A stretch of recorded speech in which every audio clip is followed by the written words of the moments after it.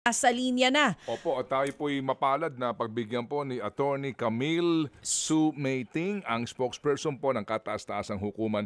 Attorney Camille, ma'am, magandang umaga po and thank you po sa inyo pong panahon.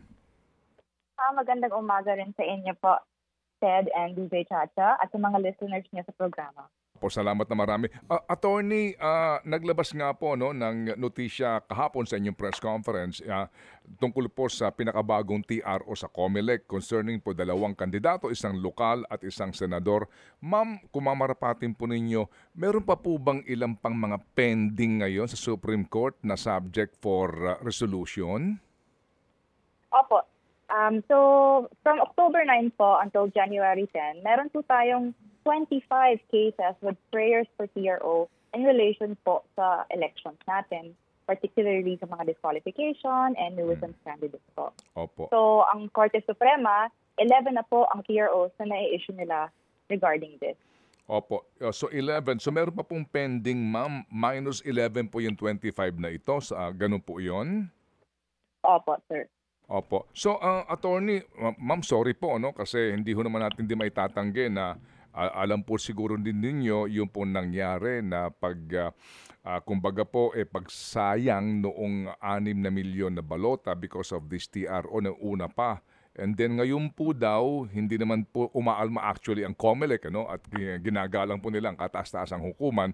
Pero ngayon, meron po na naman pong delay din po sa printing nitong mga balota at meron din po mga naapektuhan na kandidato na nagpagawa na ng campaign material. So bottom line, ma'am, ang sinasabi po ng iba, wala ho bang takdang panahon ang ang Supreme Court para maglabas na po nitong mga resolusyon na ito nang maging final na baga ang pagprinta po ng balota at yung pong number ng mga kandidato sa pagkasenador?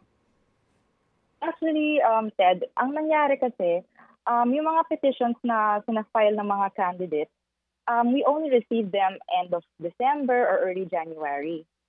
Kasi yung in some of these cases, yung decision po ng COMELEC, minsan January din yung decision ng COMELEC. So the Supreme Court is trying its best to resolve these cases as quickly as it can. Pero yeah, for now, we've issued 11 TROs.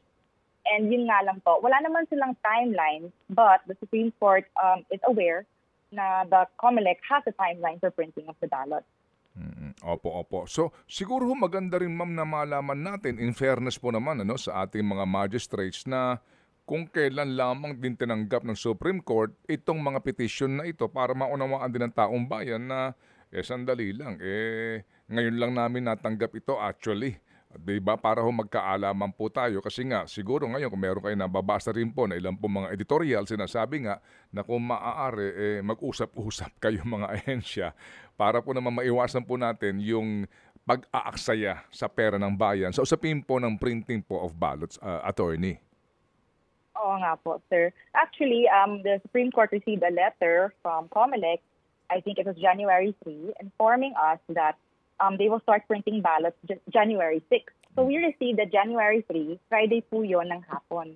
So parang yung notice sa amin, medyo short notice rin po.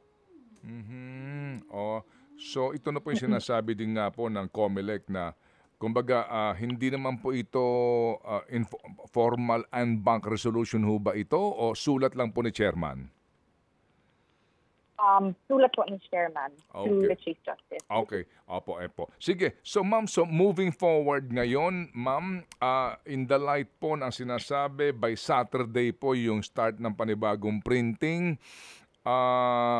Bagamat, again, ma'am, ginagalang po namin ang kataas-taasang hukuman, sa kanila pong desisyon kung kailan maglalabas ng desisyon sa mga ganito pong uri ng mga contest. So, sa ngayon po, may aasahan ba po ba tayo within the week na lalabas po na panibago pong resolution o Martes na naman po ito, gagaya po ng mga schedule po ng en banc session? We just have to wait for the Supreme Court po to act on these matters. Hindi ko po sila pwedeng pangunahan.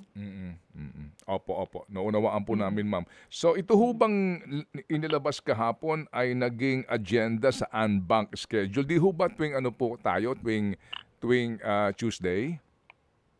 Opo, sir. So tuwing Tuesday po ang agenda ng NBank, pero when it comes to TROs, maaari po silang mag-issue kahit po hindi po Tuesday. Apo. Yes, ma'am. Sige po. Attorney, yung pong oral arguments tungkol po sa PhilHealth issue, tuloy po ito ngayon pong Pebrero?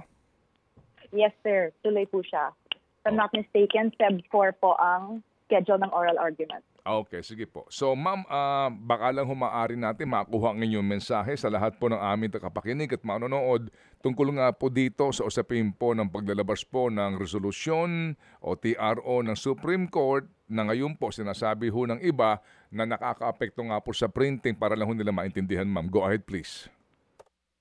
Yes. So, ang Supreme Court, they are trying its best to resolve these cases at the soonest possible time, keeping in mind that the COMELEC has its timetable, but also making sure that the parties' rights are not violated. So meron siyang balancing act. Yes, right ma'am. now, sir. Yes, ma'am. Ang importante nga po ay yung due process of law. Salamat po na marami, attorney, sa inyo pong panahon at muli ho kaming tatawag kung kinakailangan po para po sa panig ng kataas-taasang hukuman. Salamat po, attorney. Thank you, Ted. Thank you, DJ Chacha. Have a good day. Apo, thank you. Si Attorney Camille Sue Meiting, ang spokesperson nga po ng Supreme Court.